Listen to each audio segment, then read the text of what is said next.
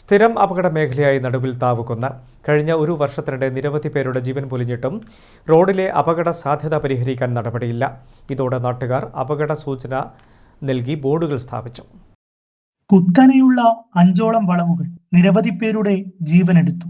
ഭാരം കയറ്റി വരുന്ന വാഹനങ്ങളിൽ പലതും ഇറക്കത്തിൽ നിയന്ത്രണം നഷ്ടമാകും, താഴ്ചയിലേക്ക് പതിക്കും. ഏറ്റവും ഒടുവിൽ അപകടം നടന്നത് കഴിഞ്ഞ ദിവസം.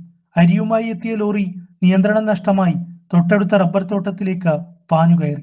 അവിടെ സൂക്ഷിച്ചിരുന്ന 5 ബാരൽ റബ്ബർ പാൽ നശിച്ചു. അശാസ്ത്രീയ റോഡ് നിർമ്മാണമാണ് അപകടങ്ങൾ തുടർക്കഥയാവാൻ കാരണമെന്ന് നാട്ടുകാർ. ചേട്ടാ, ഇത് അശാസ്ത്രീയമായ പണിയാണ് ഇത് ചെയ്തിരിക്കുന്നത്. ഇത് കണ്ടില്ല, ഇങ്ങനെയല്ല റോഡ് വെട്ടേണ്ടത്, അതിലൂടെ കയറ്റിയിട്ട് എടുക്കണം.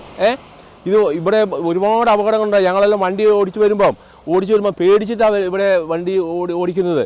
ഒരിക്കലും ഇത് എത്രയും പെട്ടെന്ന് ഈ വളവെടുത്തിട്ട് ഇവിടെ ചെയ്തില്ലെങ്കിൽ ഇനിയും ഇവിടെ ഒരുപാട് അപകടം ഉണ്ടാവും. ഇതെല്ലാം കണ്ടില്ലേ, ഇത്രയും കൊക്കയിലേക്കാണ് വണ്ടി പോയത്.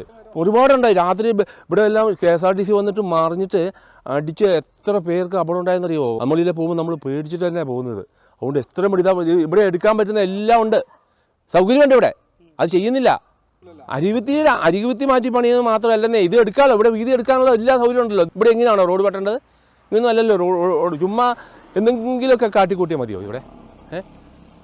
അതുകൊണ്ട് എത്രയും പെട്ടെന്ന് ഇതിന് മാറ്റം വരുത്തണം. ഇവിടെ ഇഷ്ടംപോലെ വണ്ടികൾ പാണത്തൂർ മുതൽ ഇരിട്ടി മെയിൻ റൂട്ടാണ്, മലയോര ഹൈവേയുടെ മെയിൻ റൂട്ടാണിത്. അതുകൊണ്ട് എത്രയും പെട്ടെന്ന് ഇത് ചെയ്തു തരുമെന്ന് വിചാരിക്കുന്നു.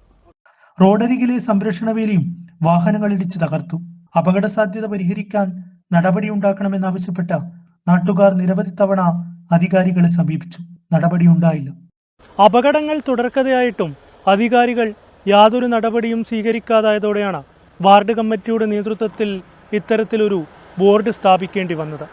ഇവിടത്തുകാർ പല ദിവസങ്ങളിലും ഉണരുന്നത് വാഹനാപകടങ്ങളുടെ ശബ്ദം കേട്ടാണ്. ആലക്കോട് നിന്നും അമൽ രാമചന്ദ്രൻ, കണ്ണൂർ വിഷൻ.